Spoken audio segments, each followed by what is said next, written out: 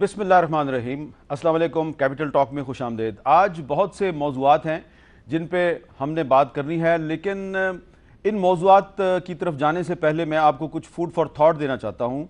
आपको पता होगा कि कल खैबर पख्तूनख्वा असम्बली में एक यूनानिमस रेजोल्यूशन मंजूर किया गया, एक करारदाद मंजूर की गई और इस करारदाद में मुतालबा किया कि जो कुछ अरसा पहले पाकिस्तान की एक अदालत ने भारतीय दहशतगर्द कुलभूषण यादव को सजाए मौत सुनाई, इस सजाए मौत पर जल्द अज जल्द अमल दरामद किया जाए।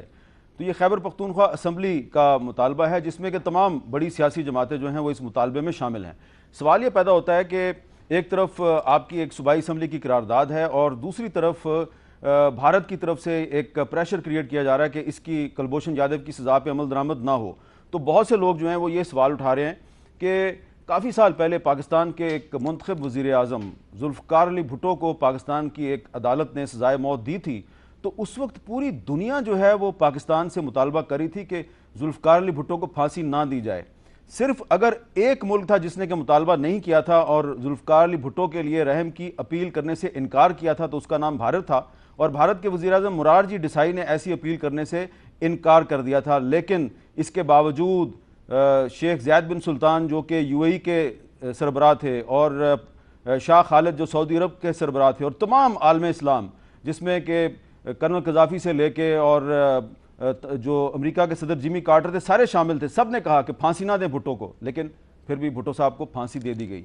और अब एक दहशतगर्दी का जो मुलजिम है उसको पाकिस्तान की अदालत ने सजाए मौत दी है और ऐसा लगता है कि पाकिस्तान के लिए इस दहशतगर्द को सजा देना बहुत मुश्किल हो गया है।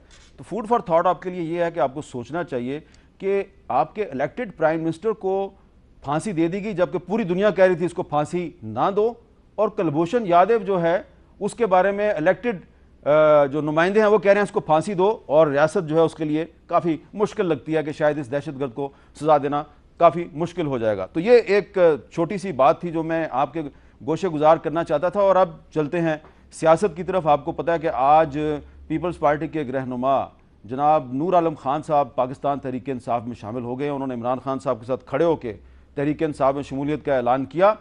ये उनका फैसला है और तहरीक इंसाफ जो है उसमें बहुत से ऐसे लोग शामिल हैं जो पहले तहरीक इंसाफ पे तनकीद करते थे। ऐसे ही लोग नून लीग में भी शामिल है, ऐसे ही लोग पीपल्स पार्टी में भी शामिल है। इमरान खान न्याजी पे मैच फिक्सिंग का इल्ज़ाम लगाते थे नूर आलम खान साहब, अब वो आगे हैं तहरीक इंसाफ में, अब वो दूसरों पे मैच फिक्सिंग का इल्ज़ाम लगाया करेंगे। और अब मैं अपने मेहमानों का तारुफ करूँगा। हमारे साथ मौजूद हैं जनाब एहसन इकबाल साहब, वफाकी वज़ीर फॉर प्लानिंग एंड डेवलपमेंट, बहुत शुक्रिया।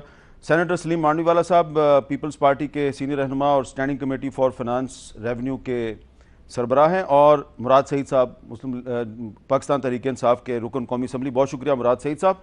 मेरा जो सवाल है पहला एहसन इकबाल साहब वो कुछ और है। अभी आज शाम को वज़ीर दाखिला चौधरी निसार अली खान साहब ने एक प्रेस कॉन्फ्रेंस किया सोशल मीडिया के हवाले से। सोशल मीडिया पे आप भी बहुत एक्टिव हैं, तो मैंने सोचा कि आपसे बेहतर कोई नहीं है इस मामले पे गुफ्तगू के लिए। तो इससे पहले कि मैं सवाल करूं, पहले सुनिए कि चौधरी निसार अली खान साहब ने आज क्या कहा है। गुज़श्ता चंद दिनों से जब से एक इशू ट्वीट का इसका फिर सब्सिक्वेंट क्लैरिफिकेशन का मौका आया, तो फिर मुझे डायरेक्शंस प्राइम मिनिस्टर की तरफ से आए और मैंने जो कुछ सोशल मीडिया पे देखा वो मेरे लिए हैरान को नहीं था, परेशान को नहीं था। तो चौधरी निसार अली खान साहब ने वाज़ेह अल्फाज में कहा कि इन्होंने जो सोशल मीडिया पे फ़ौज के ख़िलाफ़ प्रोपेगेंडे पे जो एक्शन लिया है, FIA को जो एक्टिवेट किया है, तो ये वज़ीर आज़म नवाज शरीफ के हुक्म पे किया गया है और आज ये वाज़ेह हो गया कि ये फ़ौज के कहने पे ये नहीं किया गया। लेकिन एक सवाल पैदा होता है कि चौधरी साहब ने खुद भी अपनी प्रेस कॉन्फ्रेंस में एक ट्वीट का जिक्र किया और ये ट्वीट DGISPR की ट्वीट थी जो कि 29 अप्रैल को उन्होंने जारी की थी। लेकिन 29 अप्रैल को जब ये उनकी ट्वीट आई तो उसके बाद सोशल मीडिया पे फ़ौज के खिलाफ जो लोग प्रोपेगेंडा कर रहे थे उस वक्त FIA हरकत में नहीं आई, 29 अप्रैल के बाद हरकत में नहीं आई। जब ट्वीट वापस ली गई 10 मई को तो उसके बाद FIA हरकत में आई है। तो क्या इसका मतलब ये लिया जाए कि 29 अप्रैल की ट्वीट के बाद मुस्लिम लीग नून जो है वो तनकीद में आगे थी और 10 मई को ट्वीट वापस लेने के बाद PTI तनकीद में आगे थी, तो FIA का असल टारगेट PTI है। एहसन इकबाल साहब। शुक्रिया हामिद साहब, सबसे पहले तो मैं ये कहूँगा कि पाकिस्तान इस वक्त बहुत एक ऐसे मरहले पे है कि हमें आगे जाना है और मुल्क को मुस्तहकम करना है और मईशत को बहाल करना है। पाकिस्तान की 70 साल की अगर आप तारीख़ देखें तो पाकिस्तान की सबसे बड़ी वल्नरेबिलिटी और पाकिस्तान की वो फॉल्ट लाइन के जिस पर हम बहुत ज़्यादा कमज़ोर हैं वो सिविल मिलिट्री हारमनी या सिविल मिलिट्री रिलेशंस है। ये कोई आपको अफलातून होने की ज़रूरत नहीं है या बहुत दानिश्वर होने की ज़रूरत नहीं है कि अगर इस मुल्क को कमज़ोर करना है तो इसके अंदर से सिविल और मिलिट्री इदारों को लड़ा दो। हमने इसकी बहुत कीमत अदा की है और आपने देखा, और मैंने पिछले दिनों एक आर्टिकल भी लिखा था कि जो कामयाब सोसाइटीज़ या ऑर्गेनाइजेशंस होती हैं उनमें अलाइनमेंट और सिनर्जी होती है, वो अपने कौमी गोल्स की तरफ यकसू होती हैं और सिनर्जाइज़ करती हैं। और जो नाकाम सोसाइटीज़ होती हैं वो कॉन्फ्लिक्ट और कैनिबलाइजेशन का शिकार होती हैं, वो एक दूसरे के साथ गुत्थम गुत्था और एक दूसरे की टांग खींचती हैं, वो डूब जाती हैं। तो अब पाकिस्तान में भी आपने ये देखा कि जब से हमने एक रिकवरी की तरफ जा रहे हैं, फिर सी पैक जब आया है और पाकिस्तान जो कि अभी 28 मई को हम यादगार बनाएंगे एक एटमी ताकत बनने की, और अगर उसके साथ ये एक मजबूत मईशत भी बन जाए तो ये बिलाशुबा पाकिस्तान की पोजीशन बहुत मुस्तहकम हो जाएगी।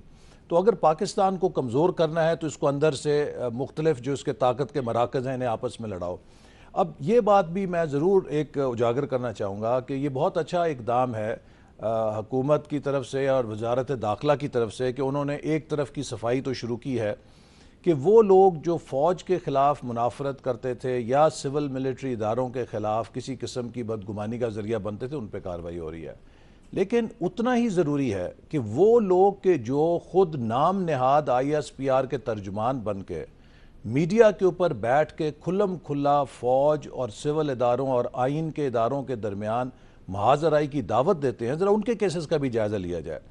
कुछ प्रोग्राम तो ऐसे हैं कि बंदा दंग रह जाता है कि मीडिया की आज़ादी का ये मतलब है कि आप इस मुल्क के अंदर एनार्की की दावत दें। उनके खिलाफ मेरे ख्याल है पैमरा ने काफ़ी एक्शन लिया। वो हाँ, पैमरा जब भी एक्शन लेती है वो स्टे ऑर्डर हो जाता है उनका, जो पैमरा के चेयरमैन कहते हैं। तो हमें अगर सोसाइटी को वाकई मुस्तहकम करना है तो फिर ऐसे तमाम लोगों की हौसला शिकनी करनी है। लेकिन आपके कॉन्स्टिट्यूशनल एनार्की पे लाना, आप ये एग्री करेंगे कि FIA को 29 अप्रैल के बाद भी कार्रवाई करनी चाहिए थी? अगर उस वक्त कार्रवाई होती तो ज्यादा लोग आपकी पार्टी के जो हैं वो नोटिस में आते। नहीं, ऐसी कोई बात नहीं है कि चाहे हम देखिए, हमने जब भी किसी असूल के ऊपर कोई काम किया अपना पराया नहीं देखा। और आपने देखा कि इसमें कुछ शायद ऐसे लोग भी उन्होंने राउंड अप किए जिनके बारे में यह था कि PMLN से 2 या 3 ताल्लुक है। इसी तरह जब कराची में हमने सिक्योरिटी ऑपरेशन किया तो हमने सबको ये कहा कि कोई तफरीक नहीं होगी, कि चाहे कोई पीपल्स पार्टी का है, चाहे कोई हमारी जमात का है, कोई ANP का, PTI का, किसी भी जमात का, MQM का। तो जब आप इस मुल्क के अंदर एक असूल के ऊपर कायम काम करेंगे तो फिर आपको बिला तफरीक करना चाहिए। लेकिन आई विल अगेन गो कि हमारी सबसे वल्नरेबल फॉल्ट लाइन है सिविल मिलिट्री रिलेशनशिप। बिल्कुल ठीक है। ये सिविलियंस के लिए भी जरूरी है कि इस बात को पेश नजर रखें और हमारी अस्करी क़यादत को भी जरूरी है कि कोई ऐसी चीज ओवरडू भी ना करें कि जिसका रद्द अमल पैदा हो सिविल साइड के अंदर। चूंकि ये मीडिया बहुत ओपन है, हमें ये भी एहसास करना चाहिए कि ये वो नहीं है कि हुकूमत कंट्रोल कर ले, इसकी बाउंड्रीज आर टुडे ग्लोबल। ठीक है, तो आप कहीं से भी कोई चीज ट्रांसमिट कर सकते हैं जिसे कोई हुकूमत कंट्रोल नहीं कर सकती। अच्छा मांडवी वाला साहब, मैं आपके साथ नूर आलम खान साहब के बारे में बात करूंगा। मुझे याद है कि पिछले दिनों आसिफ जरदारी साहब आए, उससे पहले भी आए, तो जरदारी साहब के पास आप बैठे होते तो नूर आलम खान साहब भी वहां पे मौजूद होते थे। तो कोई आपको अंदाजा तकरीबन रोज ही होते थे। तो नूर आलम खान साहब क्यों छोड़ के चले गए आपको?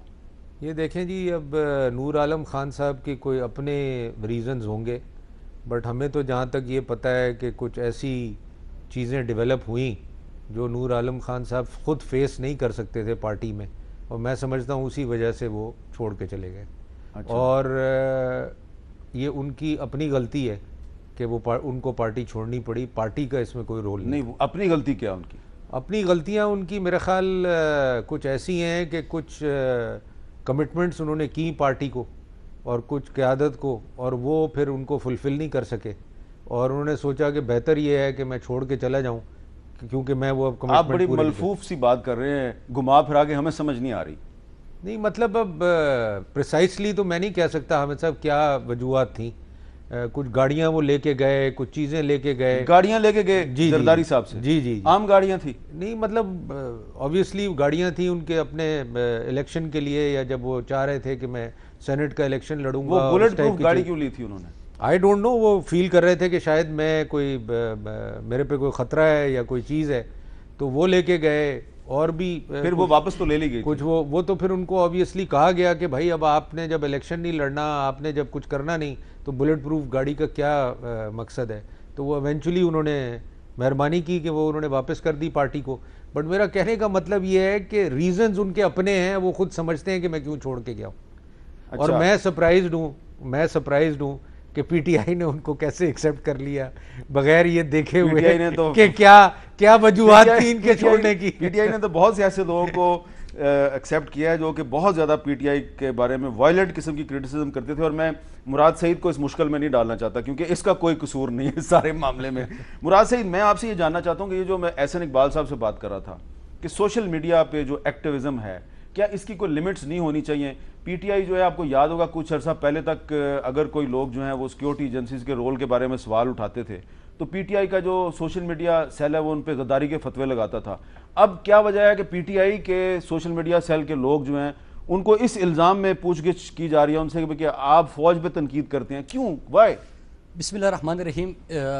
हामिद मीर साहब, पहले तो हमारा आइन मौजूद है और साइबर क्राइम बिल जो है वो भी मंजूर हुआ था। अब तशवीश और सवाल कहाँ पे जन्म लेते हैं? देखिए, आपने खुद सवाल किया कि जब बाकी मामला में आपको लेके चलूँगा, ब्लॉगर्स का जो मामला था उसके ऊपर एफआईए को अगर इतना शोर और मसला इतना ख़राब ना होता, लेकिन अगर हमारे इदारे उस वक्त कार्रवाई करते तो बाउंड्रीज तो तय है। हम जब इजहार राय की आज़ादी की बात करते हैं तो उसमें भी बाउंड्रीज तय हैं कि मतलब आप क्या कर सकते हैं, क्या नहीं कर सकते, कहाँ पे आपको इजाज़त है। न किसी पे गद्दारी के फतवे होने चाहिए और न किसी को ये इजाज़त होनी चाहिए कि वो पाक फौज की तस्दील करे सोशल मीडिया पे बैठ के। हमें इन बाउंड्रीज को तय करना होगा। लेकिन सवाल कहाँ पे जन्म लेते हैं? मैं आपको बताऊं कि साइबर क्राइम बिल का पहला विक्टिम जो था जब ये बिल आया वो हमजा अली अब्बासी थे, और उसने एक पोस्ट किया था जिसके ऊपर पंजाब हुकूमत के ऊपर उसने तनकीद की थी। अब जाहिर सी बात है कि लोगों में ये तशवीश इसलिए पैदा होती है कि अगर पॉलिटिकल अपोनेंट्स के ऊपर ये इस्तेमाल होगा तो ये भी गलत है, कहीं पे गलत कुछ और है वहां पे आप कार्रवाई नहीं करते तो वो भी गलत है। और दूसरी चीज जो इन्होंने सिविल मिलिट्री ताल्लुकात के हवाले से की, मैं उसमें चंद चीजें ऐड करना चाहता हूं। देखिए मीर साहब, इसको सिविल मिलिट्री की ताल्लुकात की खराबी नहीं कहना चाहिए। अगर परसों आप उस फंक्शन में मौजूद थे जहां पे चीफ साहब ने कहा कि हर काम की जिम्मेदारी जो है वो हमारे ऊपर डाली जाती है और बहुत सारी चीजों का उन्होंने जिक्र किया, तो अगर हम शाम को टीवी पे बैठ के उन चीजों के इनकी खामियां और उनके ऊपर जितना बोझ आ रहा है या हर मामले में फौज को लेके आ रहे हैं, तो अगर उसके ऊपर सवाल उठाते तो इसका यह मतलब नहीं होता कि फौज की तारीफ करके या हुकूमत की खराबी बयान करके ताल्लुकात खराब करने की कोशिश हो रही है। तो मेरे ख्याल से ये तासुर जो है ये भी गलत है। असल में होना क्या चाहिए थे कि हमारा सोशल मीडिया के अंदर जिस तरह के लोगों को पकड़ा जा रहा है उसमें बड़े सवाल है। मैं परसों एक प्रोग्राम से निकल रहा था तो 5-6 लड़के जो थे, क्योंकि तहरीक इंसाफ का भी उनको उठाया गया था, उनसे मेरी मुलाकात हुई तो उन्होंने उसमें यह कहा कि हमने फौज के ऊपर कोई क्रिटिसिज्म नहीं की, हमने फौज के ऊपर तनकीद नहीं की। हम तो बात कर रहे हैं कि फौज के खिलाफ अगर किसी ने साजिश की है तो सबसे बड़ी साजिश तो वो डान लीक्स की सूरत में थी। आपने वो रिपोर्ट अभी तक पार्लियामेंट में पेश नहीं कर सके। अभी तक हमें यह पता नहीं है कि हमारा मुजरिम कौन था, हमें तक अभी आज तक पता नहीं है कि तरतीब देने वाला कौन था। तो जाहिर सी बात है कि सजा जजा का निजाम होगा और पाक फौज के खिलाफ साजिश की बात है तो डान लीक्स ही सबसे बड़ा इशू था, उसका क्यों जवाब नहीं दिया जा रहा? तो मेरे ख्याल से ऐसे सवाल उठाना वो गलत नहीं है, ठीक है, लेकिन इजहार राय की आजादी को का लुबादा ओढ़ के अपने इदारों को टारगेट करना, किसी के ऊपर गद्दारी का फतवे लगाना, ये भी नामुनासिब। अच्छा, मैं सिविल मिलिट्री रिलेशंस की तरफ वापस आता हूं। आपने बड़ी अच्छी बात की एहसन इकबाल साहब, मैं आपसे एग्री करता हूं, लेकिन सवाल ये पैदा होता है कि ये जो कुलभूषण यादव का मामला है इसमें सिविल मिलिट्री रिलेशंस की बात छोड़ दें, इसमें तो एक आम पाकिस्तानी जो है वो ये सवाल उठा रहा है कि इतनी देर से इस बंदे को पकड़ा हुआ है, इसको इतनी देर पहले सजा भी दे दी गई और फिर इसका मामला इंडिया जो है उसको इतना टाइम दिया गया कि वो इंटरनेशनल कोर्ट ऑफ जस्टिस में चला जाए। इसने दहशतगर्दी की पाकिस्तान में, अगर इसकी सजा पे अमल दरामद हो जाता तो कुलभूषण यादव के मसले पे भी लोग जो है वो आपकी हुकूमत पे तरह तरह के इल्जाम ना लगाते। नहीं, देखिए ऐसी बात नहीं है। जिस दिन उसे सजा हुई उस सजा के अंदर एक मुतय्यन वक्त दिया गया अपील के लिए, ठीक है, तो ये मुमकिन नहीं था कि आप उसकी सज़ा को, जब आपने खुद एक फ़ैसले में लिखा है कि एक ख़ास उसके पास मुद्दत है कि वो उस फैसले की अपील कर सकता है। अगर आप उस दौरान उसे एग्जीक्यूट कर देते तो पूरी दुनिया के अंदर पाकिस्तान के कानून की जगहसाई होती, उस पूरे अमल की जगहसाई होती, और उसी दौरान जो है उनकी जो लिमिट थी अपील की, उसमें इंडिया उसे इंटरनेशनल कोर्ट ऑफ जस्टिस में लेके गया। तो उसमें ऐसी बात अब नहीं है। खैबर पख्तूनख्वा असम्बली कह रही है कि इसकी सजाए मौत पे अमल दरामद करें, आप कर सकते हैं? उसमें जो भी पाकिस्तान का कानून का तरीका है हम उसके मुताबिक उस पर अमल करेंगे, और उनकी जो एक उसे राइट ऑफ अपील दिया गया, अगर वो उसे फोरगो करता है और मुकर्ररा मुद्दत के बाद कानून इस बात का तकाजा करेगा तो उसके मुताबिक कानून के ऊपर हम चलेंगे। मांडवी वाला साहब, आपका क्या ख्याल है? मैं तो समझता हूँ कि सर ये सारी प्रोविंशियल असेंबलीज पे रेजोल्यूशन करेगी, सिंध असेंबली में आएगी? बिल्कुल करेगी, सिंध असेंबली भी इट्स करेगी? A matter of time. अच्छा, और मैं तो कहता हूँ ये बलूचिस्तान भी करेगा, और खैबर पंजाब में भी मूव होगी। पंजाब में कौन मूव करेगा? हुएवर जो क्योंकि खैबर पख्तूनख्वा में तो मूव किया जेयूआई ने। ठीक है, जेयूआई ने मूव किया, तो पंजाब में मुराद साहब जो भी पार्लियामेंटेरियन है वो मूव कर सकते हैं। कि देखिए ये चीज जो है ना, जहां पाकिस्तान का इंटरेस्ट है उसके बारे में कोई दो राय नहीं है, सब पाकिस्तान की पॉलिटिकल पार्टीज एक हैं। ठीक है, और अगर इंडिया भी ये समझता है कि वो किसी तरह पाकिस्तान में कोई डिवाइड खेल सकता है, वो मुमकिन नहीं है। हम सब पाकिस्तानी हैं, हमारे सियासी इख्तलाफात लाख हो सकते हैं, हमारे पीपल्स पार्टी के साथ, हमारे PTI के साथ, लेकिन जहां पाकिस्तान का मफाद होगा उस पर सब हम एक हैं।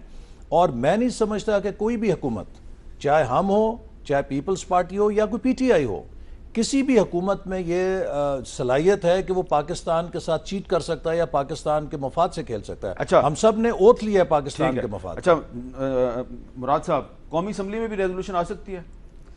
देखिए बिल्कुल आ सकती है, लेकिन पहले तो ज़रा मैं एहसन साहब से 2-3 सवाल करना चाहता हूँ। एक ये कि सवाल तो पहला ये कि कलभूषण को अभी तक फांसी क्यों नहीं दी गई? उन्होंने कहा कि वो जो टाइम लिमिट था मेरे ख्याल से 45 दिन था, कल वो पूरा हो रहा है, जो उसको सजाए मौत की सज़ा सुनाई गई थी। दूसरा ये कि आलमी अदालती इंसाफ की बार बार बात होती है, तो पहली बात ये कि दहशतगर्दी की जंग में हमने 7000 जानों का नजराना पेश किया।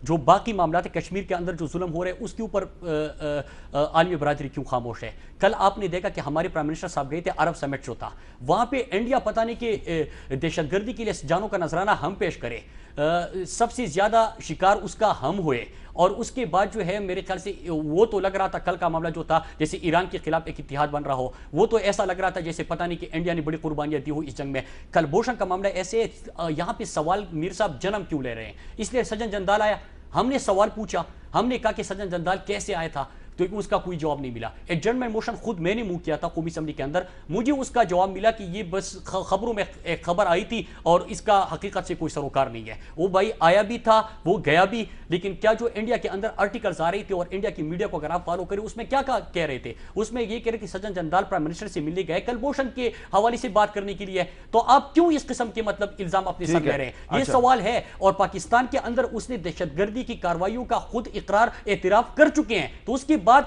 हमें आलमी बरादरी से यहाँ पे एक आईसीजे की जुडिशन को हमने चैलेंज क्यों नहीं किया? वियना कन्वेंशन की बात होती है, इसमें जरा मुझे एक वक्फा लेना है, वक्फे के बाद बात कर लेते हैं। और मैं वक्फे से पहले ये जरूर कहना चाहूंगा कि आपको याद होगा कि पिछले दिनों मकबूजा कश्मीर में एक बाई इलेक्शन के मौका पे इंडियन फौज जो है उसने एक कश्मीरी नौजवान को फौजी जीप के साथ बांधा था, और उस पर पहले ये कहा गया कि ये काम करने वाले जो फौजी अफसरान हैं उनके खिलाफ इन्वेस्टिगेशन हो रही है, लेकिन अब भारतीय हुकूमत ने उस फौजी अफसर को जिसने कि कश्मीरी नौजवान को अपनी जीप के साथ बांधा था उसको एक अवार्ड देने का ऐलान कर दिया गया है। तो वो तो कश्मीरियों पे जुल्म करने वालों को अवार्ड दे रहे हैं, और हम पाकिस्तान में दहशतगर्दी करने वाले जो भारतीय एजेंट हैं उनको जो सज़ा दी जाती है अदालत की तरफ से उस पर अमल दरामद करने में भी हिचकिचाहट से काम ले रहे हैं। एक वक्फे के बाद दोबारा मिलते हैं।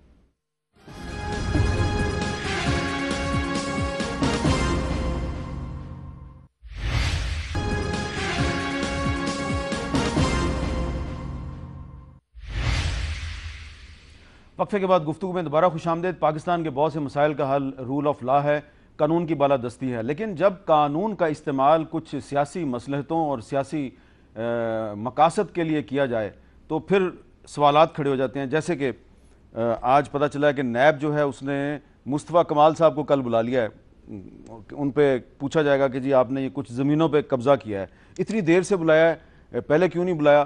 तो अब सवाल खड़ा होगा कि कहीं ये MQM और मुत्तहदा कौमी मूवमेंट पाकिस्तान और नून लीग की खामोश मुफाहमत तो नहीं है कि अब मुस्तफ़ा कमाल साहब पे हाथ डाला जा रहा है इतनी देर से?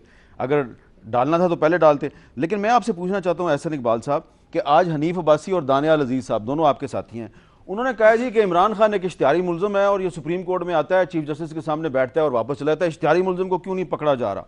यानी कि आप दोनों, आपके साथी जो हैं वो वज़ीर दाखिला की जो कानून पसंदी है उसको ललकार रहे हैं। तो परवेज़ मुशर्रफ भी तो एक इश्तिहारी है जिसके लिए वज़ीर दाखिला ने कहा था कि ये 4-6 हफ्ते में वापस आ जाएगा, वो भी वापस नहीं आ रहा। तो अगर आप इमरान खान को गिरफ्तार करेंगे, सवाल पैदा होगा भाई परवेज़ मुशर्रफ को क्यों नहीं गिरफ्तार किया। सही बात है, एग्री करते हैं आप? बिल्कुल तो सही फिर बात है। उनको ये बात नहीं ना करनी चाहिए। देखिए, उन्होंने तो एक उस सेंस में या एक पैराए में बात की होगी ना कि ये रूल ऑफ लॉ की बात करते हैं, तो अगर इनके खिलाफ वारंट्स हैं तो इन्हें उसके मुताबिक अदालत से ज़मानत करानी चाहिए, रूल को फॉलो करना चाहिए। हुकूमत बसा औकात आपकी बात ठीक है कि कानून सबके लिए एक जैसा होना चाहिए, लेकिन कुछ ऐसे केस हैं जिस पे अगर आप आज अमल करें तो इंतकामी कार्रवाई का आपके ऊपर इल्ज़ाम लगा दिया जाएगा। तो अगर हुकूमत उनको लीवे दे रही है या स्पेस दे रही है तो बहसीत एक कानून पसंद शहरी इमरान खान साहब का फ़र्ज़ है कि अगर उनके ऊपर वारंट्स निकले हुए हैं तो उन्हें कानून को फॉलो करना चाहिए, अपनी ज़मानत करनी चाहिए और कानून के तकाजे पूरे करने चाहिए। ठीक है, अब मांडी वाला साहब, अब ज़रा हम आ जाएँ अवाम का मसला। आज आपने एक शैडो बजट बनाया है और बजट भी आने वाला है। आज इस्लामाबाद में 52 के करीब मजदूर तंजीमें जो है इनका एक मुजाहरा था, बहुत, उसमें हज़ारों लोग मजदूर थे। मैंने इतने मजदूर बड़े अरसे बाद देखे हैं इस्लामाबाद में। उनका मुतालबा ये था कि मजदूर की जो कम अज़ कम तनख्वाह है वो 20,000 रुपये माहाना होनी चाहिए। हालांकि मेरे ख्याल में इससे भी ज़्यादा होनी चाहिए, लेकिन उनका मुतालबा था कि हमारी कम अज़ कम माहाना तनख्वाह 20,000 रुपया माहाना होनी चाहिए उनका जो होना। लेकिन आपके बजट में कहा गया 18,000 रुपया, बहुत कम नहीं है। हमने जी प्रपोज किया है, देखें इस वक्त 13-14 हज़ार रुपये मिनिमम वेज है, तो 4,000 रुपये का इंक्रीज़ हमने 18,000 का हमने प्रपोज किया है मिनिमम वेज। और दूसरी जो प्रोपोजिशन है हमारी वो 25% इंक्रीज़ है पेंशन्स में और आपकी पब्लिक सेक्टर की सैलरीज़ में। तो ये दो हमारी मेन तजवीज़ हैं शैडो बजट में, और ये इनपुट लेने के बाद हमने भी इनपुट ली है। ठीक है, वो डिमांड कर रहे हैं 20,000, मुझे कोई बेसिकली उनकी डिमांड से कोई ऑब्जेक्शन नहीं है, बट द फैक्ट इज़ कि आपको जो देने वाले लोग हैं जिन्होंने ये 18,000 रुपये देने हैं उनसे भी इनपुट लेनी बहुत ज़रूरी है। और मैं अमीर साहब, आपको ये 18,000 रुपये देने वाले जो है ना, ये सिर्फ 10,48,000 लोग हैं जो टैक्स देते हैं, बाकी कोई नहीं देते। मैं आपको यही समझाना चाह रहा हूँ कि कह देना तो बड़ा आसान है। मैं आपको आज भी, मैंने आपको एग्जांपल दी थी यहाँ आने से पहले कि कितनी दफ़ा ये चीज़ इन्फोर्स हुई है। ये 14,000 रुपये भी कितनी दफ़ा इन्फोर्स हुए हैं। बात है ये आप डिक्लेयर तो कर देते हैं, उसके बाद इन्फोर्समेंट भी करवाए ना। इन्फोर्समेंट तो होती नहीं, तो फिर फायदा क्या डिक्लेयर करने का कि जी इनको कह दिया जी हमने 20,000 रुपये मिनिमम वेज कर दी, मिल उनको वही 10,000 रुपये। आसिफ ज़रदारी साहब ने कहा था कि आप कम से कम 25,000 रुपये का ऐलान करें, आपने 18,000 की है जी। 7,000 क्यों कम किया आपने? नहीं, मैंने देखे 7,000 इसलिए की कि जब आप लोगों के पास जाते हैं पूछने के लिए जिन्होंने ये तनख्वाहें देनी है, ठीक है, दैट इज द इशू ये नहीं है कि आप कह दें कि 25,000 रुपये दें तो सारी दुनिया देनी शुरू कर देगी। वो नहीं होता प्रैक्टिकली इट डजंट हैपन। और practically you have to consult with people जिन्होंने ये तनख्वाहें देनी है और उनके लिए ये वायबल है कि नहीं है। अच्छा मुराद साहब, मजदूर की कम से कम तनख्वाह जो है, मजदूर कह रहे हैं 20,000 होनी चाहिए, मांडीवाला साहब ने 18,000 कही है, डार साहब ने पिछले बजट में 16,000 का ऐलान किया था, 16,000 भी नहीं मिलता। देखिए मीर साहब, अगर आप मुझसे पूछे, मेरा कौमी असम्बली के अंदर करारदाद है और इसको बार बार मैं कौमी असम्बली के अंदर पता नहीं आता ही नहीं है, कभी पेश हुआ ही नहीं। मैं ये कहता हूँ कि पार्लियामेंटेरियन की जितनी तनख्वाह मजदूर की कम से कम उतनी ही होनी चाहिए। अब एक आपको ख्याली बात लगेगी लेकिन मैं इसकी तशरीह करता चलूँ। शूरा का इजलास, पहले ये बता दें कि पार्लियामेंटेरियन की कम से कम तनख्वाह कितनी होती है? पार्लियामेंटेरियन की तनख्वाह अब इन्होंने 100% उसमें इजाफा कर दिया है। चलें, फिर भी कितनी हुई है? लाख से ऊपर है। चलें, लाख से ऊपर इतनी है। हाँ। अच्छा, ये भी जरा क्लियर कर दें कि पार्लियामेंट हाउस का जो कैफेटेरिया है वहां पे रोटी कितने की मिलती है? सस्ती मिलती है, बाहर से सस्ती मिलती है। अच्छा, मैं जवाब दूं? 10 रुपए की मिलती है। मैं जवाब दूं? देखिए, 10 रुपए की मिलती है, सस्ती मिलती है। चलें, ठीक है। मीर साहब, मैंने कौमी असम्बली में ये करारदाद क्यों जमा किया और मैं क्यों चाहता हूं कि मजदूर की कम से कम उजरत पार्लियामेंटेरियन के बराबर होनी चाहिए। हम अवाम से वोट लेके आते हैं, पार्लियामेंट में अवाम के मसाइल हल करने के लिए आते हैं, पार्लियामेंट में अवाम के लिए ही कानून साजी करते हैं, तो क्यों हमें वो चीज बुरी लगती है जहां पे मजदूर की बात आती है। अब मैं दो सवाल उठाता हूं। शूरा का इजलास हो रहा है, हाँ। अमीरुल मोमिनीन पूछते हैं कि किस चीज के ऊपर बहस हो रही है। बहस होती है कि अबू बकर सदीक रज़ियल्लाहु अन्हु की जो तनख्वाह है वो कितनी होगी। अमीरुल मोमिनीन फरमाते हैं कि आप ये क्यों सवाल क्यों कर रहे हो कि कितनी होगी, जितनी मजदूर की कम से कम उजरत है उतनी मेरी मुकर्रर की जाए। कहा जाता है कि आपका गुजारा कैसे होगा, कहते हैं कि अगर मेरा गुजारा ना हुआ तो मैं मजदूर की तनख्वाह बढ़ा दूंगा। ठीक है, ये हमारे सामने मिसाल है। अब मैंने ये क्या, इसके ऊपर तो कोई गौर ही नहीं है। दूसरा आपने कहा परसों मेरे पास इवन की पार्लियामेंट लॉ जिसकी जो क्लास 4 है वो और बाकी बाहर के चंद यूनिवर्सिटी की क्लास 4 मेरे पास आए थे, मैं उनसे मुलाकात कर चुका हूं। उन्होंने बजट के लिए मुझे मिलने आए थे। उन्होंने क्या कहा, कहते कि जो 14,000, 10,000, 12,000 का ऐलान होता है, आपने कभी पूछा ये भी हमें नहीं मिलते। ये कम से कम उजरत जो मुकर्रर होता है ये हमें नहीं मिलते। फिर दूसरा एक और इशू है इसके अंदर मीर साहब, सबसे ज्यादा गड़बड़ करती हैं सिक्योरिटी एजेंसियां, गार्डों की तनख्वाह जो है वो आधी देती हैं आधी नहीं देती। नहीं सर, बैंक ले लें आप, सारे सेक्टर ले लें। जी ये सवाल है कि जितनी भी हमारी इवन की, मैं कह रहा हूं कि पार्लियामेंट लॉ जिसके अंदर ऐसा ना हो कि अब कोई उनको नोटिस भेज दे, उनसे एक्सप्लेनेशन कॉल कर दे। मैंने उनका जिक्र कर दिया। लोग आए थे क्लास 4 यूनियन वाले, वो मेरे साथ बैठे, कहते कि आप इस चीज के ऊपर बहस करें कि जो कम से कम उजरत आपने मुकर्रर की है वो तो दे दे। वो तो कह रहे 20-25 हजार का मुतालबा नहीं कर रहे, जो मुकर्रर है वो कर दे। और तीसरी जो डेली वेजेस पे आप लोगों को लेते हैं, आपको पता है कि डेली वेजेस पे उनको कितना पैसा मिलता है दिन का? बहुत कम है, बहुत कम है। तो ये जी इसका जवाब दें। असल मसला हमारा ये है कि वो कुरान मजीद में भी कहा है कि वो बात कहते क्यों हो जो करते नहीं हो। अब मेरा भाई है छोटा मुराद सईद, बड़ी अच्छी बात की है कि हमारे आइडियल हैं खुलफाए राशिदीन, हज़रत अबू बकर रज़ियल्लाहु अन्हु की जो मिसाल है हम सबको फॉलो करनी चाहिए। अब इन्होंने कहा अगर ये उस पर बिलीवर हैं तो किस बात ने रोका है कि ये केपी के अंदर MPAs की तनख्वाह मजदूर के बराबर करें। इस वक्त जो पाकिस्तान के अंदर मेंबरान सूबाई असम्बली की तनख्वाहों का तनासब है, सबसे ज़्यादा तनख्वाह बलूचिस्तान की है, नंबर 2 पे खैबर पख्तूनख्वा के MPAs की है, नंबर 3 पे अब आई है सिंध असम्बली का जो हालिया इजाफा हुआ, और सबसे कम पंजाब असम्बली के, क्योंकि वो सबसे ज्यादा हैं। नहीं ज्यादा काम का ताल्लुक नहीं है ना। नहीं और बलूचिस्तान वाले तो बेचारे 100 से भी कम है, पंजाब वाले 300 से भी ज्यादा। पॉइंट ये है कि जो तनख्वाह है वो तो फीकस होती है ना, एक आदमी की होती है, वो उसकी ये ताल्लुक नहीं है कि 100 मेंबर हैं या 50 हैं।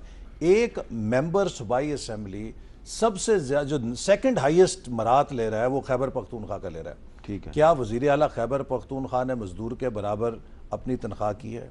क्या PTI के मेंबरान कौमी असम्बली ने कहा है कि जनाब हम एक मजदूर के बराबर रखते हैं, बाकी हम मैंने सवाल ये उठाया था कि इसहाक डार साहब ने पिछले बजट में कहा था कि मजदूर की कम से कम तनख्वाह 16,000 रुपया माहाना होगी, वो नहीं है। नहीं हमें देखिए, मेरा मकसद ये है कि लोगों को ये मिसालें सुना के जज्बाती कर देना और उसके बाद अमल कोई और रखना ये मुनासिब नहीं है। हमें हकायक के ऊपर बात करनी चाहिए। अब आप आएँ, हमारी भी ख्वाहिश है कि अल्लाह करे पाकिस्तान में इतनी खुशहाली आए और इतने वसाइल आएँ कि हम मजदूर की 25 क्या 50,000 तनख्वाह करें। लेकिन आपके सामने है कि 2013 में जब इस मुल्क की मईशत को हमने संभाला तो न्यूज़ वीक ने टाइटल पेज पे स्टोरी लगाई थी कि the most dangerous country in the world is not Iraq, it is Pakistan. Pakistan के ज़र मुबादला के ज़खायर तेज़ी के साथ गिर रहे थे। हमारा जो खसारा था बजट का 9% को छू रहा था। हमारी जो टैक्स टू GDP रेशियो है वो 9% से कम हो चुकी थी, 8.7% पे गिर चुकी थी। तो IMF कह रहा था जी कि 2014 में पाकिस्तान जो है डिफ़ॉल्ट कर जाएगा। उस सूरत में हम लेकर आए, आज 9 साल के बाद पहली दफ़ा 5.3% हमने 5% ग्रोथ को हिट किया है। खसारा जो 9% पे ये छोड़ के गए थे उसे 4.6% पे लाए, आधा किया है।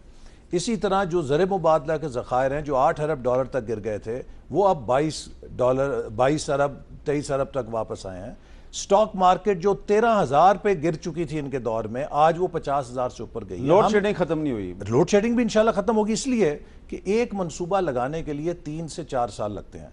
जो मंसूबे हमने शुरू किए हैं वो मई 17 से लेके मई 18 के दरमियान तकरीबन 8 से 10,000 मेगावाट बिजली सिस्टम में दाखिल करेंगे। अब आपने जो काफी सारी बातें कर दी और मांडवी वाला साहब ने, मुराद सिंह ने जवाब देना, लेकिन एक वक्फे के बाद।